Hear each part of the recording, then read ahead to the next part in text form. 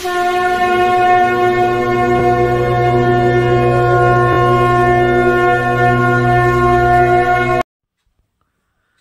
প্রণাম। প্রণাম বাবা, প্রণাম প্রণাম প্রণাম প্রণাম প্রণাম দিদি প্রণাম। প্রণাম। আপনারা দেখছেন যে গুরুদেবও রয়েছেন, গুরুদেবের পাশে একজন রয়েছেন। তো ওনার পরিচয়টা আমি খুব বেশি জানি না, আমি যেটুকুনি জানি সেটুকুনি দেওয়ার চেষ্টা করছি। উনি সুদূর রাজস্থানের জয়পুর থেকে এসেছেন এবং ওখানে উনি কর্নেল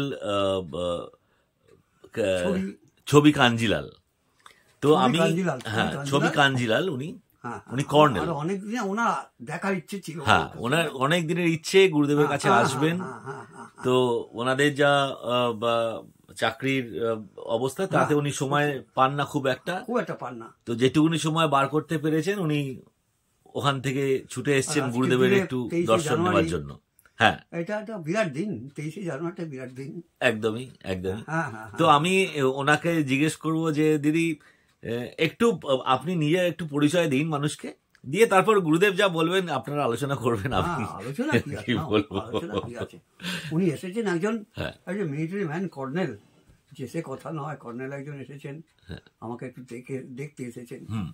হ্যাঁ, দেখলেন উনি প্রাণ ভরে আমাকে যে একটা মন্তব্য করলেন বা নমস্কার করলেন। এটা আমার বিরাট পাওনা, একটা পাওনা আমার বলতে পারো। কারণ আজকের দিনে ভারত মাতা একজন কৃতি সন্তান এসেছেন, ছবি কাঞ্জিলাল, এটি আমার কাছে বিরাট বলতে পারো পাওনা। এটা পাওনা।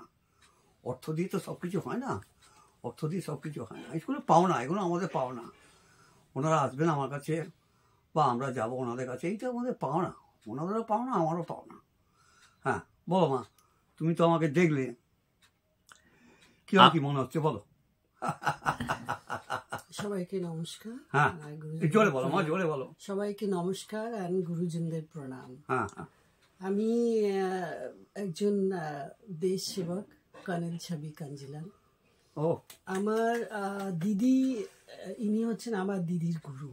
ওনার নাম আমি অনেক শুনেছি আর ভিডিও অনেক দেখেছি।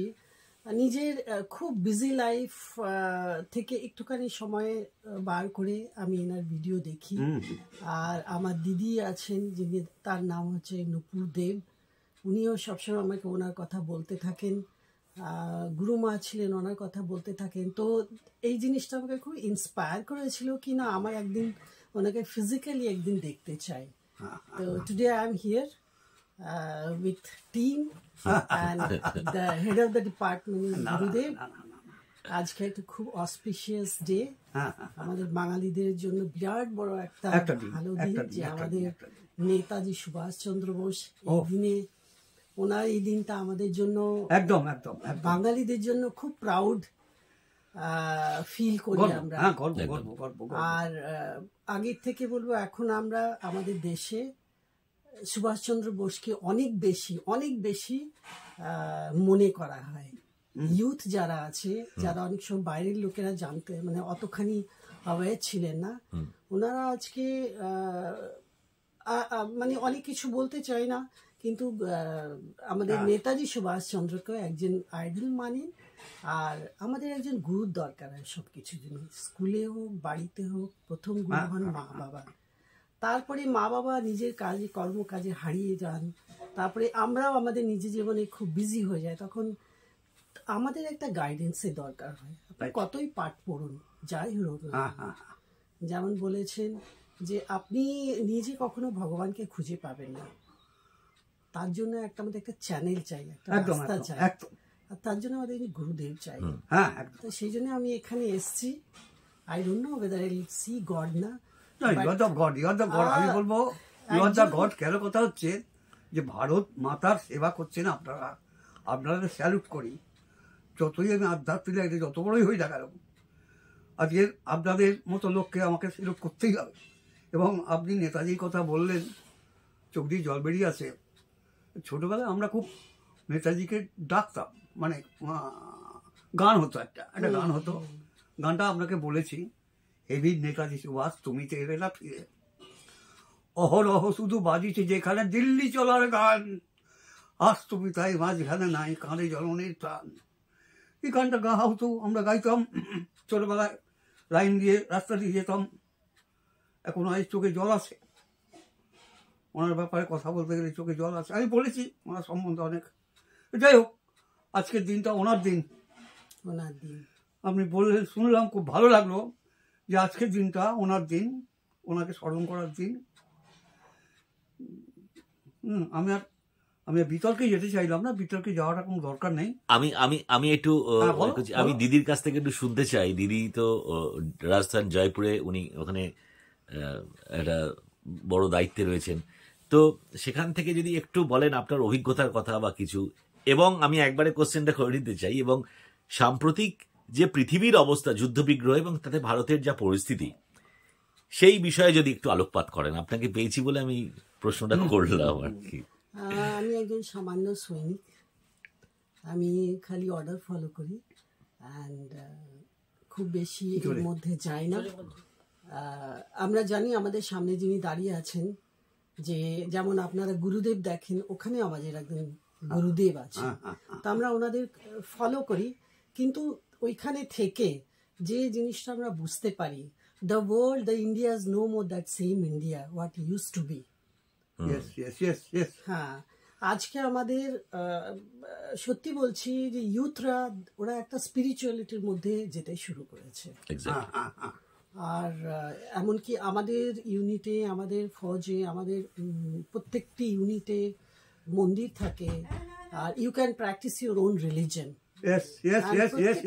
প্রত্যেকটা রিলিজনে ওনারা আপনাকে বীর হতে শেখায়, ফাইট এগেইনস্ট দ্য এনিমি।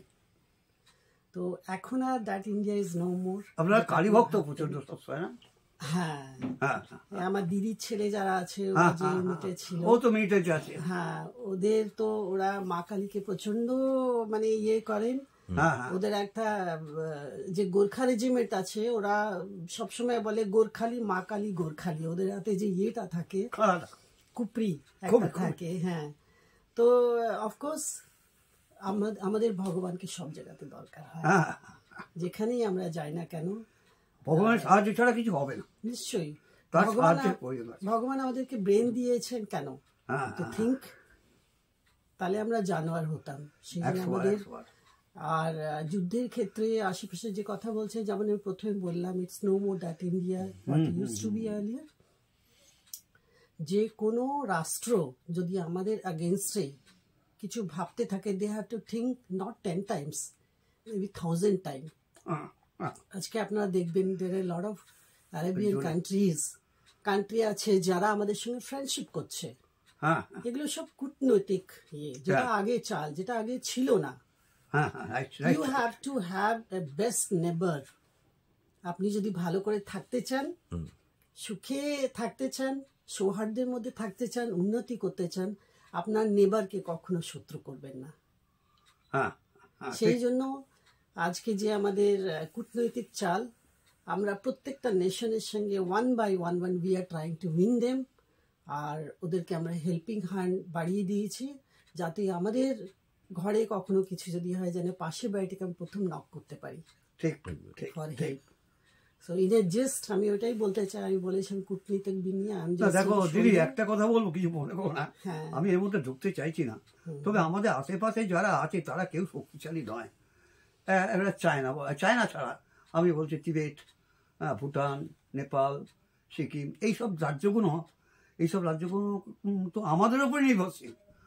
আমরা এটার উপর কি নির্ভরশীল হবো বলো তো? বাংলাদেশ, মায়ানমার, এগুলো আমাদের নেবার। কিন্তু এদের থেকে কিছু আশা করতে, আমরা এদের সাহায্য করলে তবে হবে। এইগুলো হচ্ছে ব্যাপার, একটা ব্যাপার। এগুলো একটা জিনিস হচ্ছে, যদি আপনার পাশের বাড়ি খুব শিক্ষিত হয়, আপনি যদি ওকে জানেন, তো আপনি একটা ভাবতে পারেন কি কোন রাস্তা থেকে আমাকে অ্যাটাক করবে, বা কোন রাস্তা কি জন্য আমার সঙ্গে বিবাদ করতে পারে। কিন্তু উইক কখনো অপোজিশন টু উইক ভাবতে নেই। বাহ, সুন্দর কথা, সুন্দর। কোন রাস্তায় আসবে, কিভাবে আসবে, কি মানে আপনাকে কিভাবে অ্যাটাক করবে, কি জিনিস নিয়ে অ্যাটাক করবে, আপনি জানেন না। China has spread the virus. একদমই। তো সরি আপনাকে যেটা বলছি, মানে আমাদের শত্রুদের কখনো আমরা উইকনেস না, শত্রুদের মধ্যে দেখতে হবে। আর শত্রুকে আমাদের সবসময়, শত্রুকে কখনো ভুলতে নেই আমার শত্রু, কিন্তু আমাদের হাত বাড়িয়ে দিতে হবে। We have to keep them in our hand. একদম আমাদের হাতে রাখতে হবে। We have to make them dependent. Right.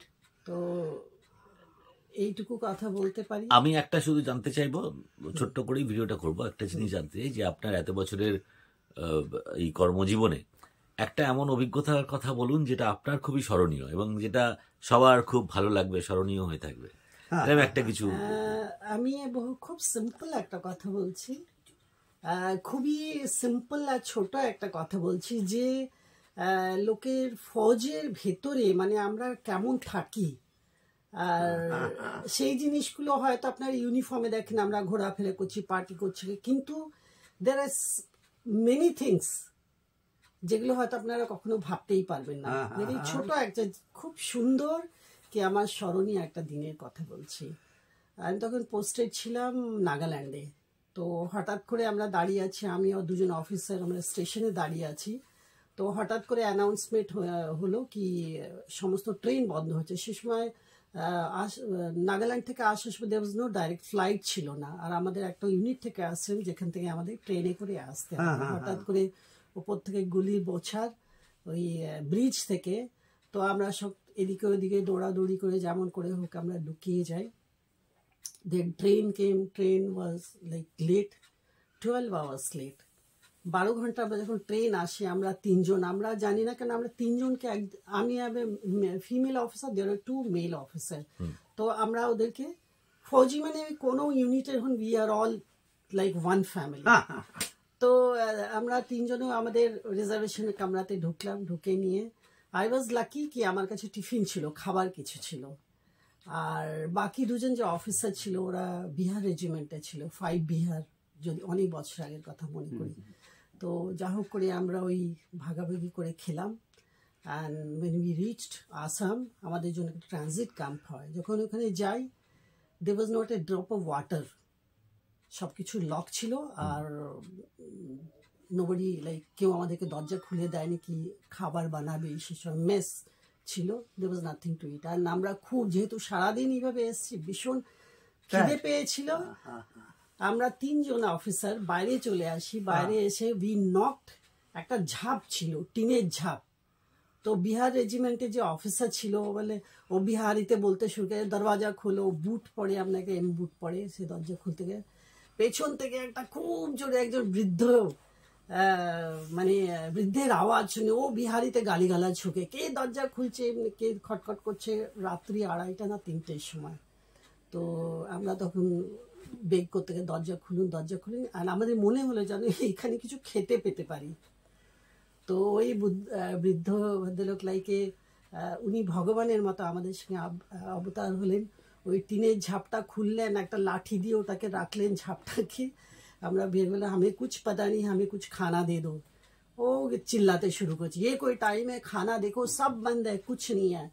তো একজন অফিসার এরকম করে, ওই উনুনটা ছিল মাটির উনুন, উনি এরকম নেই, থোড়া সা আগ দিখ রে, কুছ তো বনেগা, কিছু তো হবে। অ্যান্ড সারপ্রাইজিংলি যখন উনি জানলেন যে আমরা তিনজনই ফৌজি, তো উনি কি করলেন, সে বৃদ্ধ, 70 বছর বয়স তো ওনার হবে, উনি ওই আগুনের মধ্যে কাগজ টাগজ দিয়ে, আচ্ছা বড় একটা হাঁড়ির মধ্যে একটু ডাল ছিল, সেই ডালের মধ্যে জল দিয়ে উনি ওই হাঁড়ি কিছু দিয়ে কিভাবে ওই জলটাকে ফোটালেন, আমাদের আর মানে ইয়ে ছিল না কি আমরা দেখবো। এত মোটা মোটা ভেন্ডি ছিল, সেটা উনি কাটলেন, খেতে কি যে ভাজলেন, কি যে রুটি হাতে আটা মেখে ওটার মধ্যে ঢুকিয়ে দিয়ে উনি কি করলেন, সেই কাগজ, মোটা মোটা কাগজ পিচবোর্ড দিয়ে রুটি বানিয়ে দিলেন। And that was the best food till date. এটা আমরা কোনোদিন ভুলতে পারবো না। খাওয়ার পর ওনাকে পয়সা দিতে গেলাম, बोले नहीं, आज अगर हम पैसा लिए तो कभी जिंदगी में किसी को शक्ल नहीं दिखा पाऊंगा, ये मेरी दुकान बंद हो जाएगा। আপনাদেরকে ভগবান পাঠিয়েছে যে দেখো এইটুকু আগুন জ্বলছিল, তার মধ্যে থেকে আমি 3 জনকে খাবার দিতে পারি। সব ওর থেকে আরো বেশি বড় কথা কি মেরে আন্দার হিম্মত আয়া ও খানা বানানে কে লিয়ে। কিন্তু হ্যাঁ, ভগবান কখন কিভাবে কোথায় কাকে, তো আমার মনে হয় এটা ফৌজি এরকম হতে পারে। লাকি কেন একদম সেই জিনিসটা আমি আজ পর্যন্ত ভুলতে পারিনি। আর আমারই ও একজন অফিসারের বার্থডে ছিল, তখন মোবাইলের টাইম ছিল না। উনি বলেন আজকে আমার জন্মদিন, আমার একটি ছোট বাচ্চা মেয়ে আছে, ও একটা চিঠি পাঠিয়েছে, পাপা জন্মদিন সেলিব্রেট করনা। Very funny. ওই যে দাদাজি ছিল উনি আমাদেরকে একটা গুড়ের ঢালা দিয়ে ওনাকে বলে বেটা তো জন্মদিন মুবারক হো, যখন ওনাকে আমরা বললাম। সো মনে হয় আমার জীবনে এরকম ঘটনা আর কখনো একদম এগুলো বড় পাওয়া, এগুলো বড় পাওয়া। যাক দিদি এলেন, খুব ভালো লাগছে, গুরুদেবের কাছে এসছেন আপনি, তো খুব ভালো লাগছে আপনার সাথে কথা বলে। তো ভিডিওটা এখানেই শেষ করবো গুরুদেব, আলোচনা করলাম, খুব ভালো লাগলো। সবাই ভালো থাকবেন, সুস্থ থাকবেন। গুরুদেব প্রণাম। থাকুক, সুস্থ থাকুক, এরাও ভালো থাকুক, সুস্থ থাকুক। প্রণাম গুরুদেব। সারা মিলিটারি ম্যান যারা আছেন ভারতবর্ষে তাদের প্রত্যেককে আমি আশীর্বাদ করছি এর মাধ্যমে, যেন তারা ভালো থাকে, সুস্থ থাকে, সবল থাকে এবং দেশে সেবা করতে পারে। এইটাই আমি চাই। প্রণাম গুরুদেব, প্রণাম।